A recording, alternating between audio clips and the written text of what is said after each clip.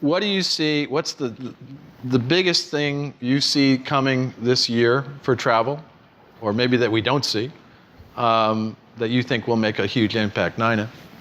So really just, I think, much more of a push into experiences that are authentic, that are local. I look at the things like the Visits of the world in terms of local dining, local tours, but being able to, I think, bring to life the essence of an experience of a destination and a city in ways that are much more easily consumable, bookable by travel agents, consumable by travelers. Absolutely.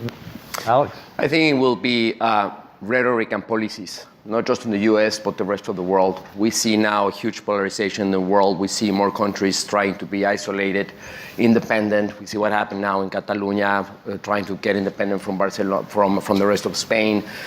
We see, the rhetoric here in the United States, what happened recently with Brexit. We see what was about to happen in France. So I think the nationalism rhetoric that we see could affect dramatically the international travel and the perception of safety and all that. So I see more like the political, geopolitical aspect could change. I think it's up to the leaders that we have today to really conduct the world to the right path. But I think that's what it could cause the bigger impact in terms of people flowing from one country to another. Mm-hmm. Yeah. Jennifer? I think those are great points. I would also say that small is big, and I mean three things by that. We're seeing tremendous growth in small groups, that people want a more intimate experience, especially as some of these destinations become quite crowded, is how do you kind of get into that secret behind the scenes experience? And so that is a huge area of growth for us. Small ship cruising is huge, is big for us as well, because again, for us, it's about the destination experience. And so getting into those places to have that more intimate experience. And then finally, I would say a lot of it is about thinking small.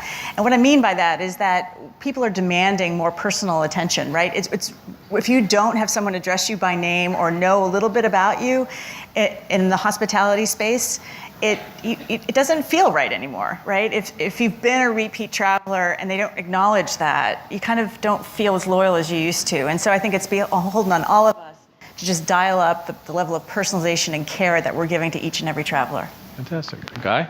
I mean, from our perspective, we have a huge investment in the guided vacation sector. And over the years, we've invested a lot in making it a more personalized experience, a more intimate experience. Ninan mentioned Visits. We have an exclusive partnership with them in Europe where we take our guests it's in-home dining, kind of like the Airbnb of dining.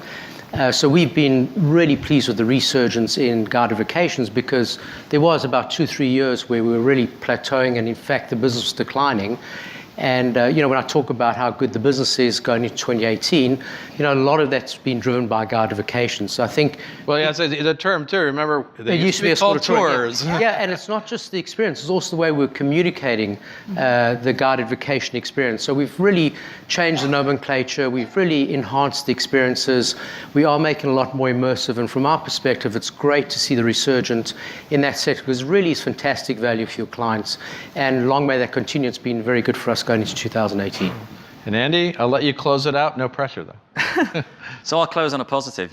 We started off, how's business? And I think you heard from everyone that business is maybe as good as it's ever been.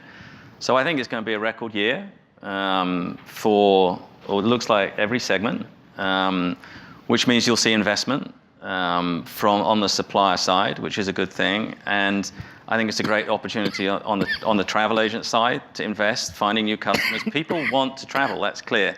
So bringing new people into travel, having people travel more often than they were thinking about travel, all of those I think are just massive opportunities in a year that's going to be a record year in every segment. So if there ever was a time to invest, put some more dollars into marketing, figure out how to reach more customers, I think this is a year where you can safely say, I should put a little extra down in trying to find some new customers. So I'll close with this badge, which, this really should be the year of the travel agent. It's a superb opportunity to build your business, find new customers, and capitalize on a record year that will pay dividends year after year after year. So take advantage of a record year. Fantastic. Well said. Well, you guys did a great job. It was great to be back here doing this panel. Thank you very much. Please give them another round of applause. Thank you.